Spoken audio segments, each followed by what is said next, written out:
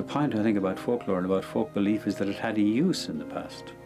It explained the world to people, and it was a repository of belief and of ideas, and helped to explain the world, to their own world and the universe to people, and is therefore very deserving of respect, I think.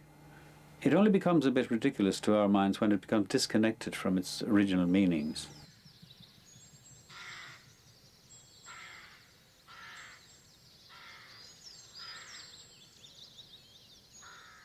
Halloween is a pagan festival of the spirits, All Hallows Eve, when the spirits are back near the earth.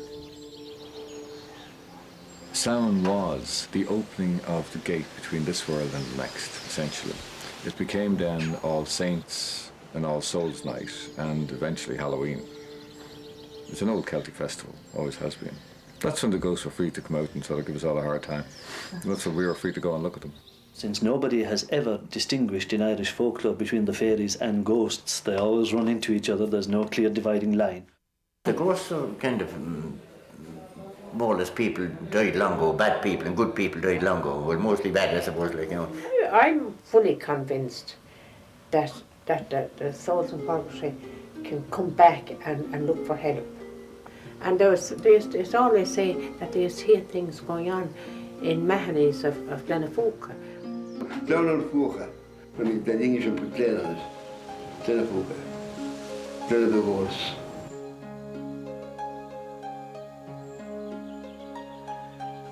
It was the best spot ever and always to a lot of people. Wouldn't pass the night time. Got the name and that's that, I suppose, you know.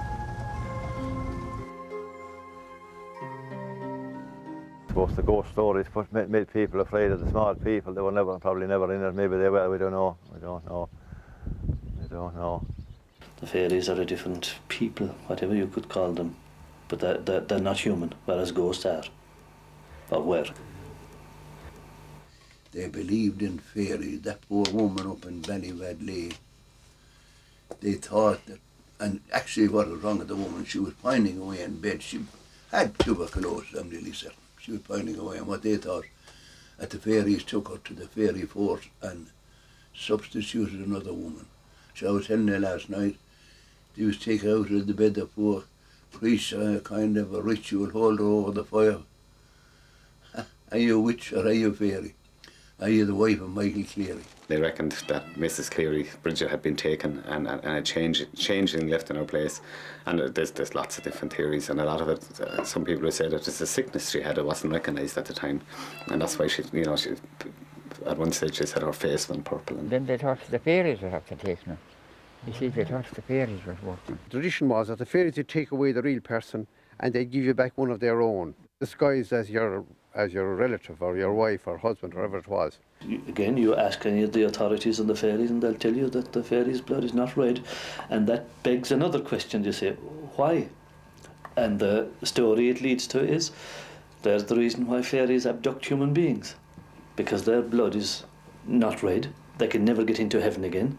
So they need to get that red blood. You know, there's almost a sort of vampirish something there.